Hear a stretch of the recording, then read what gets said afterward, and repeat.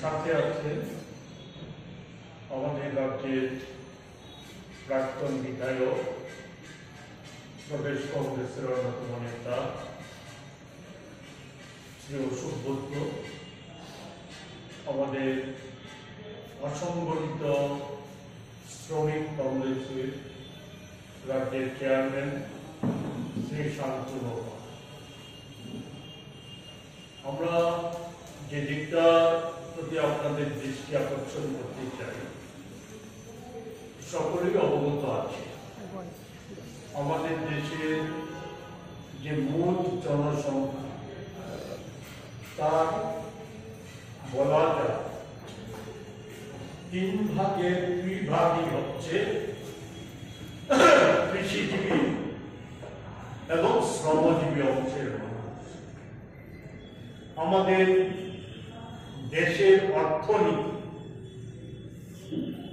প্রায় ভিত্তিটাই হচ্ছে কৃষি এবং শ্রমিক নির্ভর। এটা আমি দীর্ঘ ইতিহাস বলতে চাই না, আমি এই সাম্প্রতিক সময়ের কয়েকটা তথ্য শুধু সংক্ষেপে তুলে ধরার চেষ্টা করব। যে আমরা যদি দেখি 2014 সালের পূর্বে বিশেষত ভারতীয় জনতা পার্টি এবং সেই দলের অন্যতম সেই সময়কার নেতা আজকের প্রধানমন্ত্রী মোদীজি আর ভারতবর্ষে একেবারে বৃহৎ যে মিডিয়া গোষ্ঠী, তাদের একটা বড় অংশ তারা নানাভাবে প্রচার করে আসছিল যে ইউপিএ সরকার সমস্ত দিক থেকে কি ব্যর্থ, শ্রমিক কল্যাণ এবং কৃষক স্বার্থ তাদের হাতে সুরক্ষিত না, তারা ব্যর্থ হয়েছে। আরো নানা বিষয়, দুর্নীতিবাদ, বেকারিত্ব সৃষ্টিকারী, দেশের দুর্দশা সৃষ্টিকারী, এই সমস্ত অসংখ্য অভিযোগ উত্থাপিত করে তাদের ব্যর্থতাকে তুলে ধরেছে। নানা প্রতিশ্রুতি দিয়েছিল, অনেক প্রতিশ্রুতি যেগুলি করতে চাই।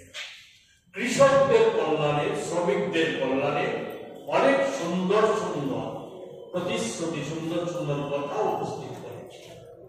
আমরা 2014 সালের পর থেকে আজ পর্যন্ত এবং সম্প্রতি যে বাজেট অধিবেশন চলছে, যে বাজেট পর্যন্ত যদি আমরা একটু চোখ বুলিয়ে নিই, তাহলে কি দেখা যাচ্ছে, আমি শুধু প্রথম যদি কৃষক কল্যাণটাই যদি ধরি, কৃষকদের কল্যাণের প্রশ্নে অনেক সুন্দর সুন্দর কথা, এত সুন্দর কথা অতীতে কখনো শোনা যায়নি। আপনারা শুনেছেন কিনা আমি জানি না, কিন্তু আমি শুনি মোদীজি আসার পর নানা সুন্দর সুন্দর প্রকল্প, নানা কথা আমরা শুনতে পাচ্ছি, কিন্তু তার সাথে কাজের কোনো মিল নেই।